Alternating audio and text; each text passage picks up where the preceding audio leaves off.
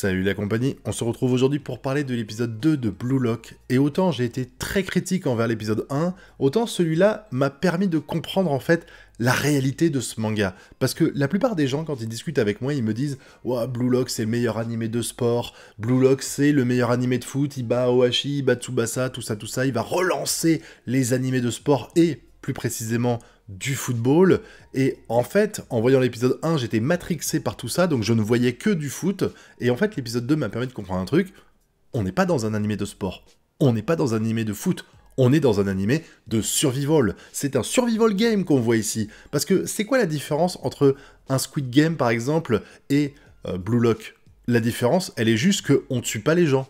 Mais on extermine leur ambition professionnelle. Parce que tous les gens qui sont ici, ils veulent être footballeurs professionnels, ils veulent être attaquants de l'équipe du Japon, et en fait, s'ils sont disqualifiés, leur vie n'a plus d'intérêt. Enfin, c'est un peu ce que tu comprends quand tu vois Kira, la réaction qu'il a après avoir été éliminé, c'est ça. Et le football n'est qu'un outil pour le survival game. C'est comme si vous regardiez Squid Game et que vous disiez que c'était une simulation d'un 2-3 soleil. C'est pas le cas, et pourtant la première épreuve c'est ça, mais c'est juste que c'est un prétexte. Et là, c'est pareil, le foot n'est qu'un prétexte. On le voit parce qu'il y a encore une fois plein de moments complètement broken qui feraient hurler n'importe quel fan de foot. Je veux dire, quand la meuf, là, je parlerai après en détail de l'épisode, c'est juste pour revenir sur ce sujet-là, hein, mais quand la meuf explique que le Japon, il suffit d'un attaquant, on forme un attaquant et on gagne la Coupe du Monde, non, faut arrêter de dire ça. Et elle le dit texto, hein, c'est exactement les mots qu'elle emploie, c'est machin est le seul à pouvoir nous fournir l'attaquant qui nous permettra de gagner la Coupe du Monde. Donc en fait, si tu l'écoutes, en 2018, le Japon, il a Messi, Ronaldo ou Mbappé dans son équipe, un des trois,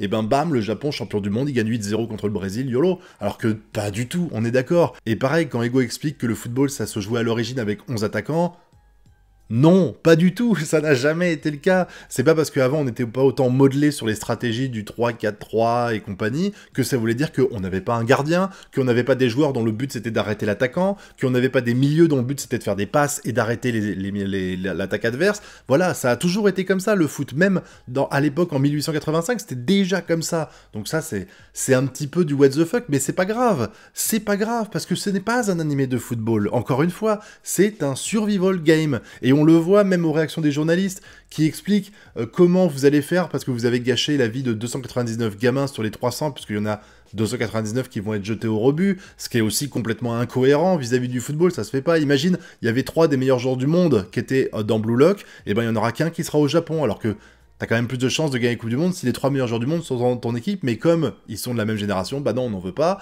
Ou alors quand ils expliquent à quoi ça sert de former un attaquant si tout le reste de l'équipe pue la merde. Voilà, les journalistes posent les vraies questions que nous, on se pose, et qui permettent de comprendre qu'on n'est pas dans un animé de foot, parce qu'en fait, le foot, on s'en bat les couilles. C'est un prétexte, c'est tout, voilà. Donc je suis parti là-dessus, je suis désolé, ça a été un petit peu long, mais maintenant, on va pouvoir profiter de Blue Lock épisode 2, en partant du principe que c'est un survival game, et ça c'est une très bonne chose, parce que je vais pouvoir y aller avec la bonne mentalité pour vraiment apprécier l'épisode, et donc on commence avec Kira, qui est complètement dégoûté d'avoir été éliminé. Et c'est marrant parce qu'au début, il croyait pas en cette histoire-là, et finalement, maintenant que il est dedans, et puis en plus qu'il sait que les conséquences, c'est t'auras jamais de carrière professionnelle, enfin, en tout cas internationale, et il pète un câble, et c'est impressionnant parce que tu le voyais, il était tout gentil au début, tout mimi, il expliquait « Ouais, je suis là, non pas pour ma carrière, mais plutôt pour prouver à Ego qu'il a tort sur la mentalité qu'il prône dans le football », et finalement, en fait, l'égoïsme reprend le dessus sur tout ça, ce qui est complètement normal dans sa situation quand tu vois que le mec il vit football. Si demain on t'explique que ta carrière elle est finie juste parce que t'as perdu à un jeu de chat-ballon, je peux tout à fait comprendre que t'es les boules. Surtout que dans l'idée, le chat-ballon, il peut être extrêmement injuste, même si Ego essaie de justifier ça en disant qu'on a le ballon que 1 minute 38, enfin 138 secondes par match et tout, ce qui me paraît un peu petit, mais enfin passons.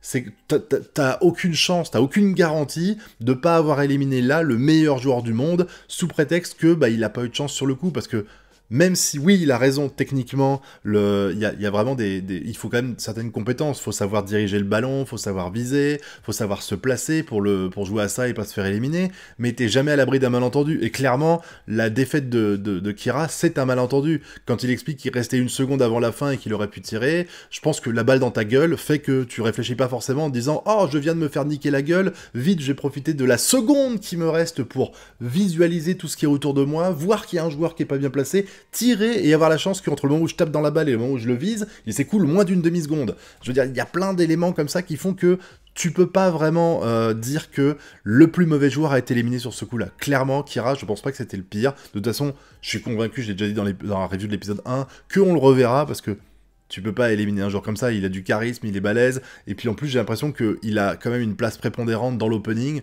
forcément on le reverra. Enfin bon, on va éliminer tout ça, parce que là, depuis tout à l'heure, on n'avance pas vraiment sur l'épisode, et ça fait quand même quelques minutes que je discute, donc on a la suite avec Izagi, qui est en train de s'entraîner avec les autres. On va voir un petit peu comment marche le Blue Lock, et Izagi va vouloir s'entraîner parce qu'il se souvient des paroles de Kira qui dit qu'il mérite pas trop sa place, et il voit qu'il est moins fort que l'autre, qu'il saute moins haut, qu'il va moins vite. Je veux dire, il se rend compte que la concurrence est rude, et en plus il sait pas encore qu'ils font partie des plus mauvais de Blue Lock, pour l'instant en tout cas d'après Ego, et donc il va vouloir s'entraîner, et il va s'entraîner avec Megulu, et il va y avoir une phase que j'ai vraiment beaucoup appréciée, parce que là par contre c'est une phase footballistique pour moi, c'est le moment où Megulu, en fait, on va avoir son flashback. Parce que son flashback, il ressemble un petit peu à celui qu'a eu Izagi. La différence, c'est que Izagi a fait le choix de passer la balle, et le mec a foiré.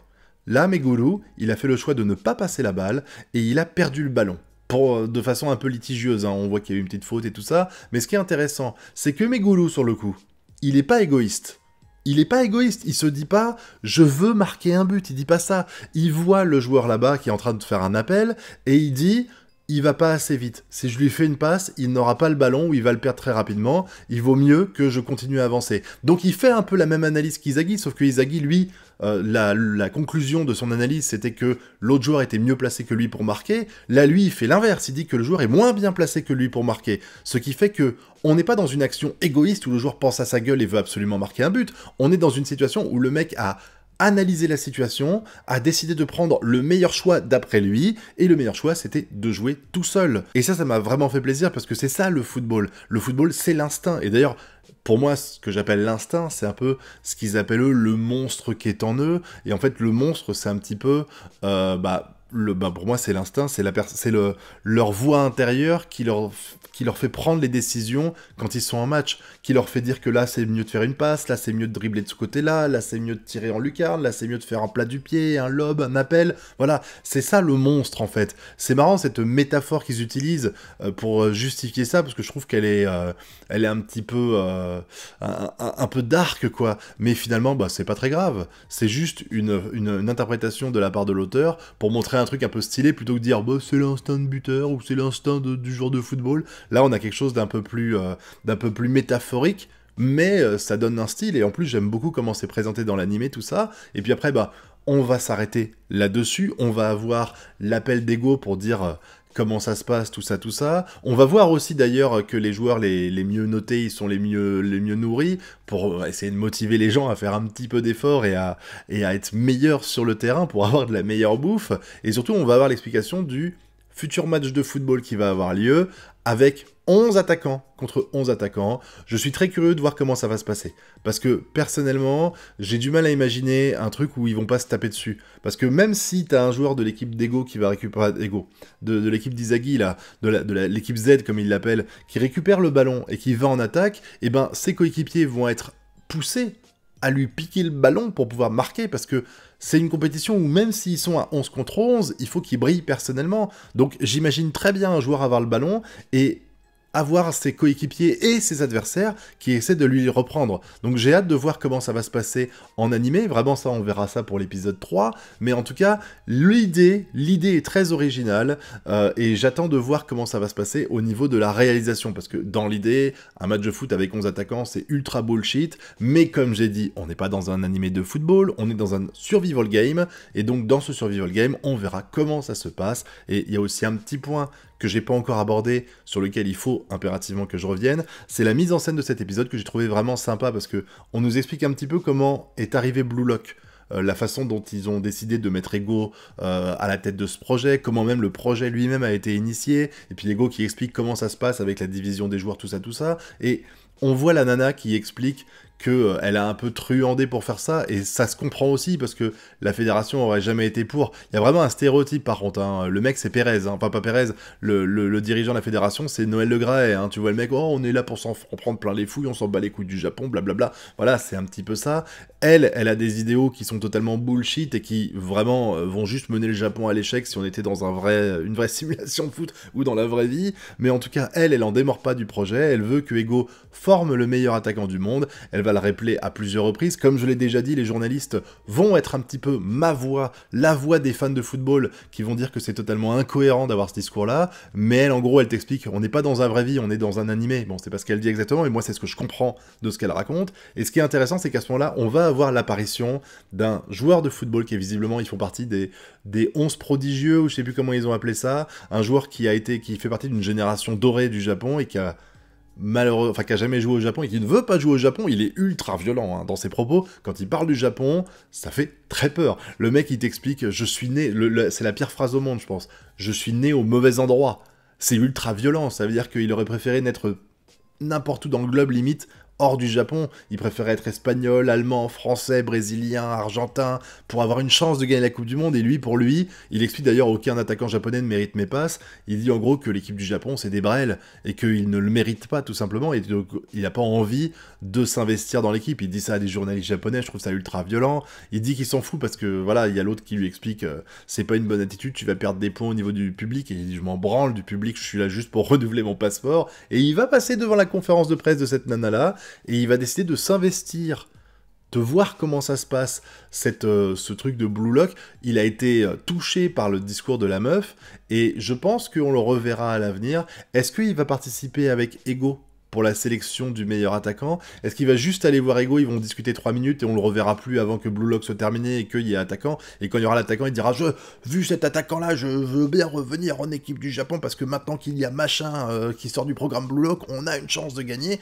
Je ne sais pas, on verra ça de toute façon, mais en tout cas, je trouve que cet épisode-là a été intéressant, même si encore une fois, il chie sur le football, il faut juste pas penser football, mais penser survival game comme je l'ai dit. J'espère que vous avez apprécié, et j'attends que vous me donniez votre avis sur ça, sur cette idée de animé de foot et non animé de survival game ou autre. Je veux voir si je suis le seul à penser ça, donc n'hésitez pas à le dire dans la zone commentaire. Puis nous, vous connaissez la chanson, le pouce bleu, l'abonnement et le partage. Nous, on se retrouve pour de prochaines vidéos très bientôt, et d'ici là, je vous souhaite de bien kiffer. Tchuss!